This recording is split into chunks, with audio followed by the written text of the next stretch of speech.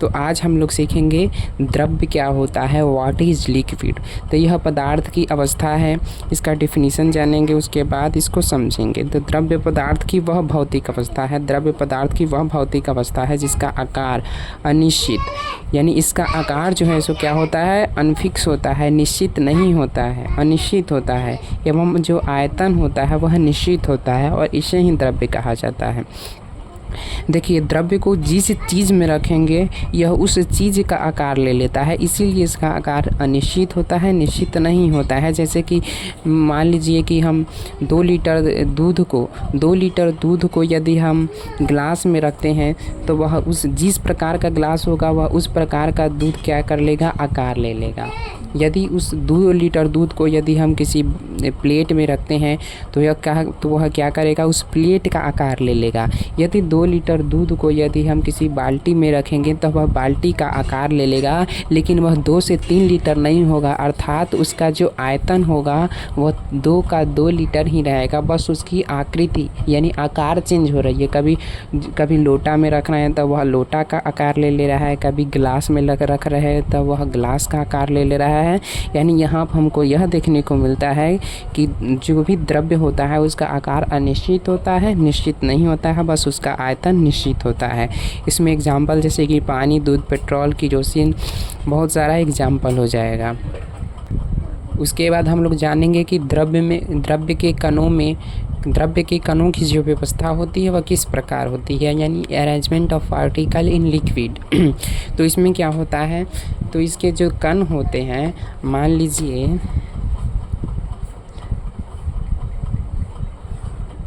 यह वाटर है, यह वाटर का कण है और इसके जो कण होते हैं वो दूर होते हैं, ठीक है। इसके कण जो होते हैं वह दूर होते हैं। इसमें क्या लगता है, एक दूसरे को क्या करता है, खींच कर रख ले रहता है, एक दूसरे में क्या करते, फोर्स लगते रहता है, ठीक है।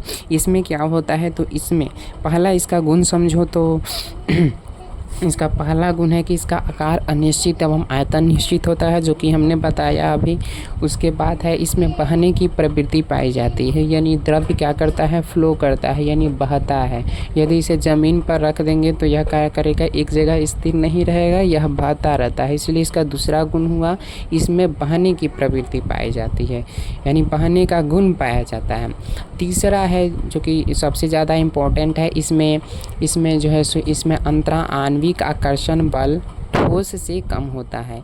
अब कल ही बताए थे अंतरा आणविक आकर्षण बल क्या होता है, तो इसे एक बार और बता देते हैं कि अंतरा आणविक आकर्षण बल क्या होता है। तो कि पदार्थ के, मान लीजिए कोई पदार्थ है, मान लीजिए सोना है, तो सोना का जो कण होगा उसके 2 कण को ले लेंगे। मान लीजिए यह एक कण है और यह दूसरा कण है।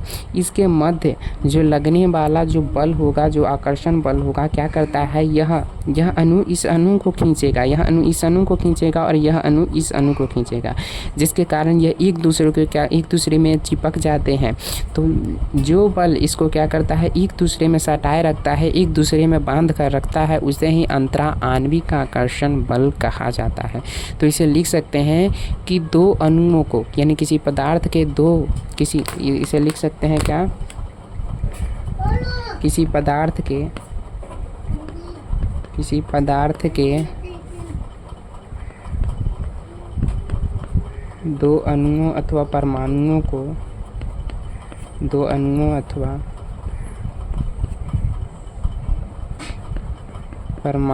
को एक साथ बांध कर रखने वाला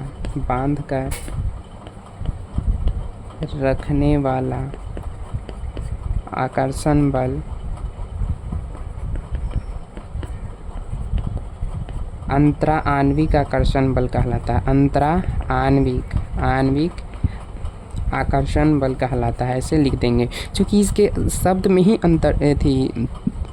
चूँकि इसके शब्द में ही हमें बता दिया है कि चूँकि इसके शब्द क्या है, तो अंतरा आणविक, अंतरा का मतलब होता है अंदर और आणविक का मतलब होता है अणु, यानी अणुओं के अंदर जो भी बल लगता है, जो भी आकर्षण बल लगता है, उसे ही अंतरा आणविक आकर्षण बल कहते हैं।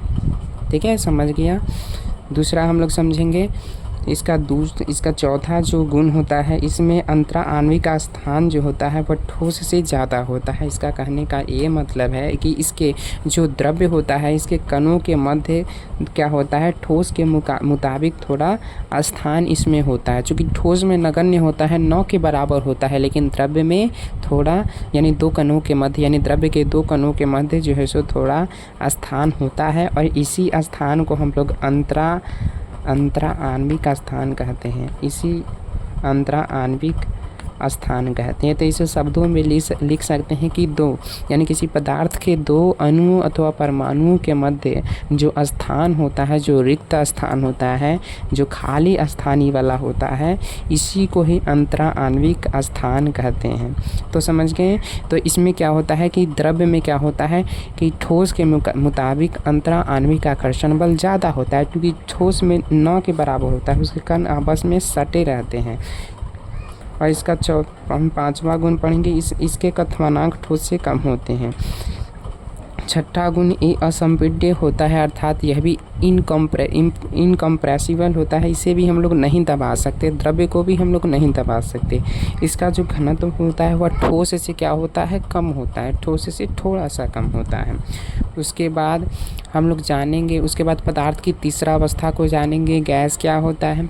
तो इसका भी डिफिनेशन जैसे पहले सीखा वैसे ही जानेंगे यहाँ पे कि गैस क्या होता है। तो यह पदार्थ की वह भौतिक अवस्था है, यह भी पदार्थ की क्या है, भौतिक अवस्था है, ठीक है, जिसका आकार एवं आयतन दोनों ही अनिश्चित होता है। अब लो, इसका जो आकार है और जो आयतन है वो दोनों अनिश्चित होता है। ये कैसे होता है, आइए समझते हैं। इसको समझने के लिए हम क्या करेंगे कि 1 लीटर क्या ले लेंगे, 1 लीटर ऑक्सीजन ले लेंगे, और यहाँ पर 5 लीटर का यानी 5 लीटर आयतन का एक डब्बा ले लेंगे, यानी इस डब्बा का आयतन कितना है, 5 लीटर। अब क्या करेंगे, इस 1 लीटर गैस को यदि इस 5 लीटर वाला डब्बा में रखेंगे ना, यानी इस 1 लीटर गैस को हम 5 लीटर वाला डब्बा में रखेंगे, तो यह गैस क्या करेगा, 5 लीटर डब्बा में पसर जाएगा।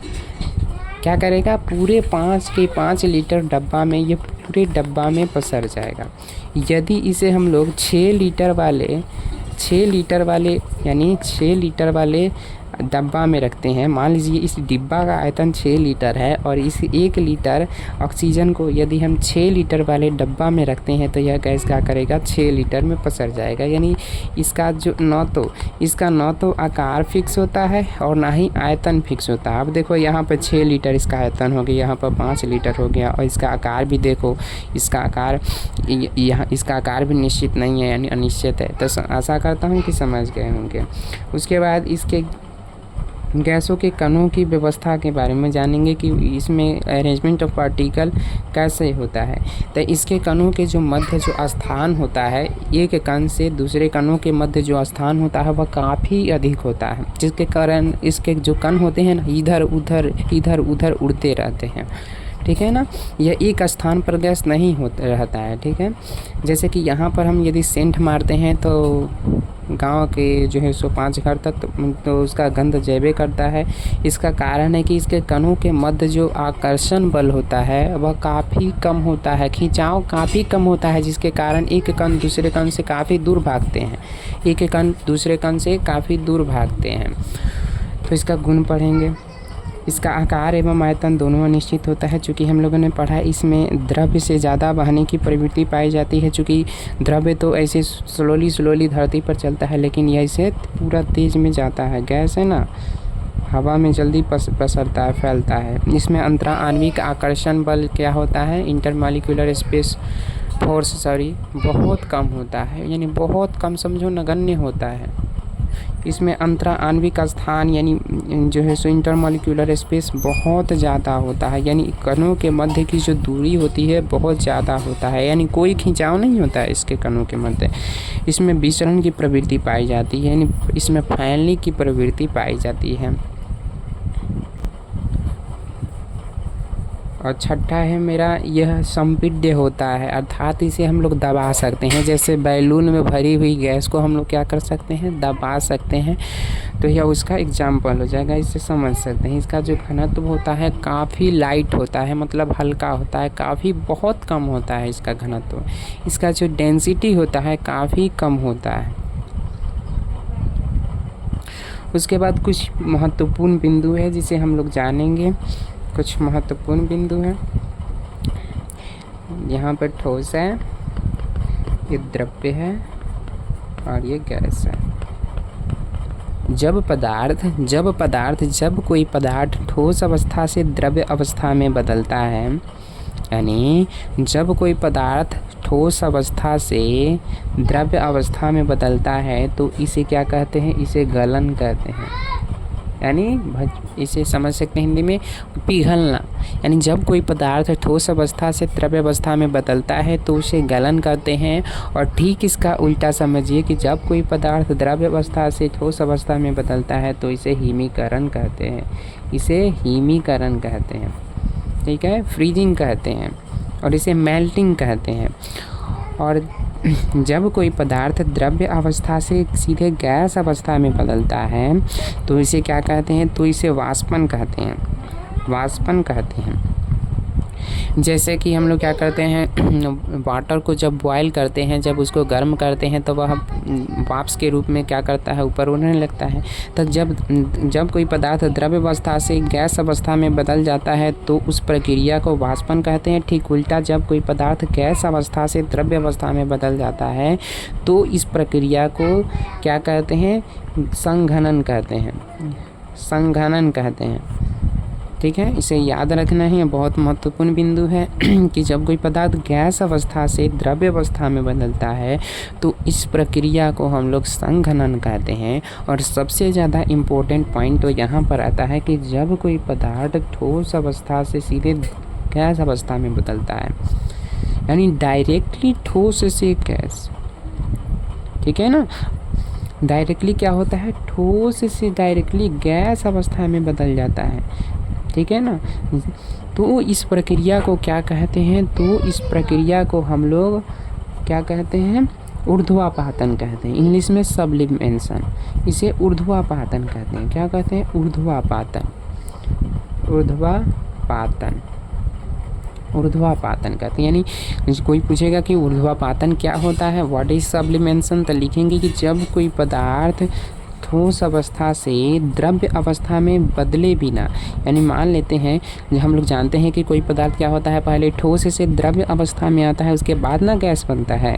डायरेक्टली हम तो नहीं जानते हैं कि कोई पदार्थ ठोस अवस्था से सीधे गैस अवस्था में बदल जाता है, नहीं। क्या करेगा, कोई ठोस है, जैसे बर्फ़ है, बर्फ़ क्या होगा, पिघलेगा यानी द्रव्य बनेगा, फिर द्रव्य बनेगा, फिर उसको गर्म करेंगे तो वह क्या करेगा, गैस के रूप में बनेगा। लेकिन क्या होता है कि जब कोई पदार्थ ठोस अवस्था से डायरेक्टली गैस अवस्था में बदलता है उसे ऊर्ध्वापातन कहते हैं। इसका हम लोग एग्जाम्पल भी ले सकते हैं, जैसे कि जो कर्पूर होता है, कर्पूर, उसको यदि हम गर्म करते हैं, चूँकि वह ठोस अवस्था में होता है, उसको गर्म करने पर डायरेक्टली क्या हो जाता है, वह वेपर बन के उड़ जाता है, वायुमंडल में मिल जाता है।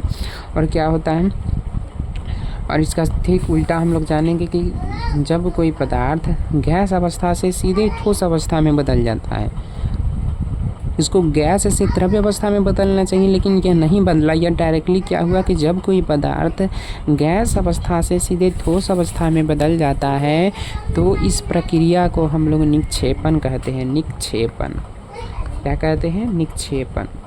यानी जब कोई पदार्थ गैस अवस्था से सीधे ठोस अवस्था में बदल जाता है, यानी वह द्रव्य अवस्था में बिना बदले ठोस अवस्था में डायरेक्टली बदल जाता है, तो उसे निक्षेपण कहते हैं।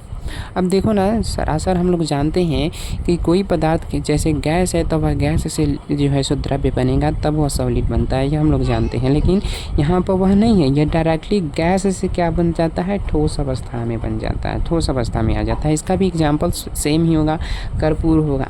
जिस प्रकार हम लोग कर्पूर को गर्म करते हैं तो यह क्या करता है, यह सीधे वायुमंडल में क्या करता है, गैस के रूप में उड़ जाता है, और यह ऊपर जाकर क्या करता है, ठोस के रूप में जम जाता है। वातावरण में हमारा जो वायुमंडल है, हमारा जो बादल है, उसमें यह जाकर ठोस के रूप में बन जाता है, यानी द्रव्य अवस्था में बदले बिना डायरेक्टली ठोस में बदल जाता है। तो इसको क्या कहेंगे, इसको ही बोलेंगे निक्षेपण। इसके और एग्जाम्पल हो जाएगा, जैसे पहला एग्जाम्पल हमने लिखा कर्पूर, दूसरा हो जाएगा शुष्क बर्फ यानी जो सूखा बर्फ होता है, उसके बाद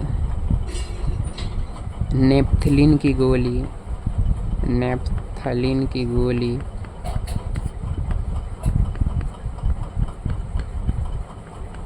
अमोनिया क्लोराइड हो गया,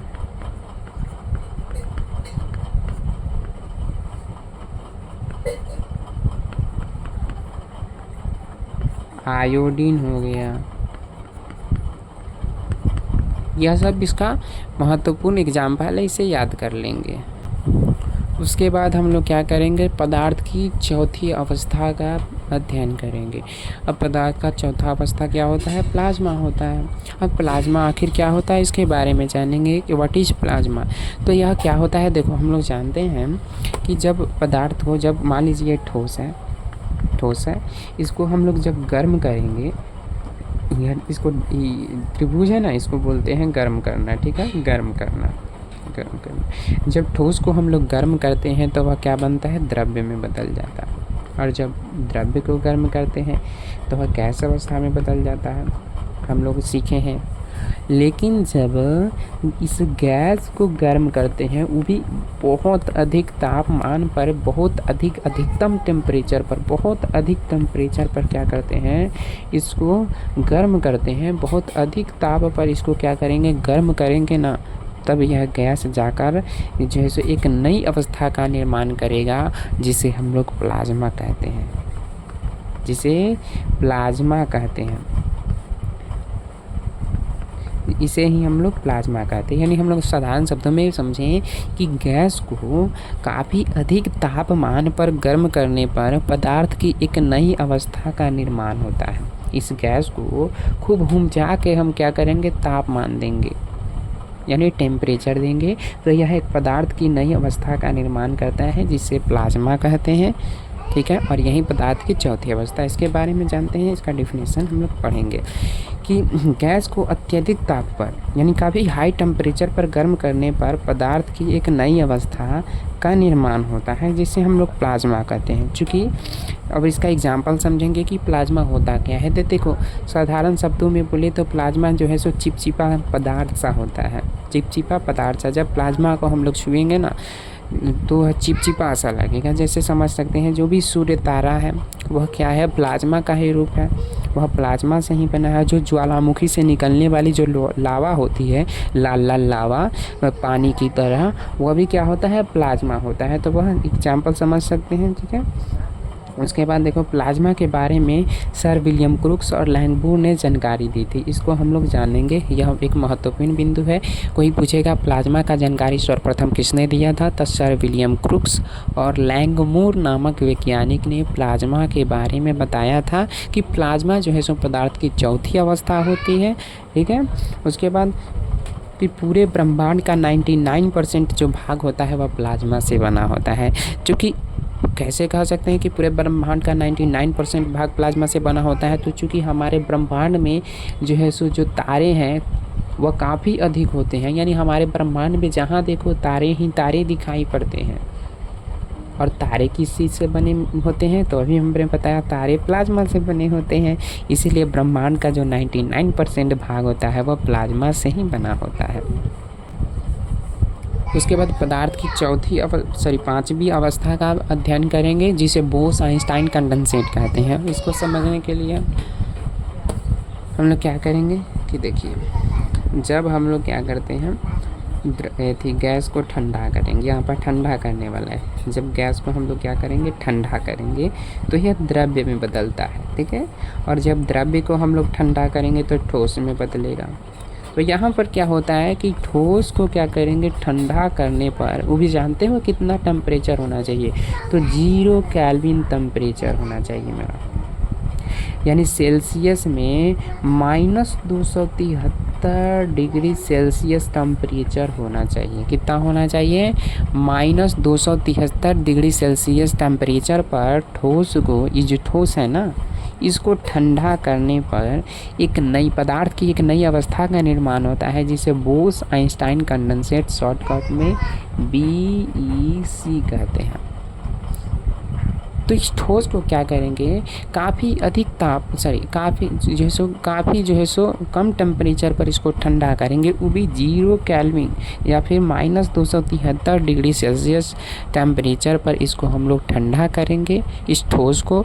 तो क्या होता है कि एक पदार्थ की एक नई अवस्था का निर्माण होता है। चूँकि इस प्रयोग को जो है सो भारतीय वैज्ञानिक जो है सो सत्येंद्र नाथ बोस ने किया था। क्या किया था? सत्येंद्र नाथ बोस ने किया था कि जब उन्होंने देखा कि जब ठोस को उन्होंने 0 केल्विन टेम्परेचर पर ठंडा किया तो उन्हें पदार्थ की एक नई अवस्था का निर्माण हुआ जिसे उन्होंने बोस आइंस्टाइन कंडेंसेट नाम दिया। आखिर में देखो, इसमें 2 वैज्ञानिकों का नाम है, एक तो बोस है और एक आइंस्टाइन है। चूँकि सत्येंद्र नाथ बोस ने इसे खोज किया था, सबसे पहले इसके बारे में जानकारी सत्येंद्र नाथ बोस ने ही दिया था। लेकिन उस समय हमारा भारत क्या था? गुलाम था, जिसके कारण यह जो है सो उसके बारे में और अध्ययन न कर सके, मतलब उसको जो है सो जनता में क्या कर सके, प्रकाशित न कर सके, न फैला सके।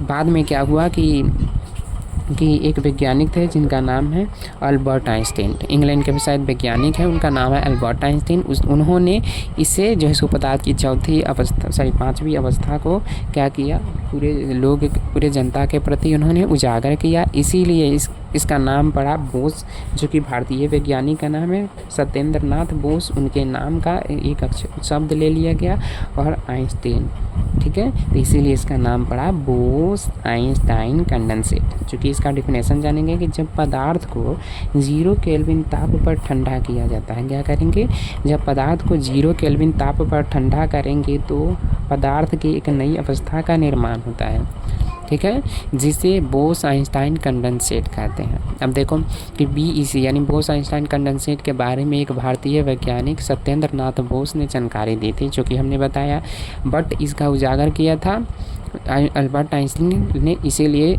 ये दोनों के नाम पर इसका नाम पड़ा बोस आइंस्टाइन कंडेंसेट। अब देखो, चूँकि बोस आइंस्टाइन कंडेंसेट पदार्थ की कौन सी अवस्था है, तो पदार्थ की 5वीं अवस्था है। इसके बाद कल पढ़ें।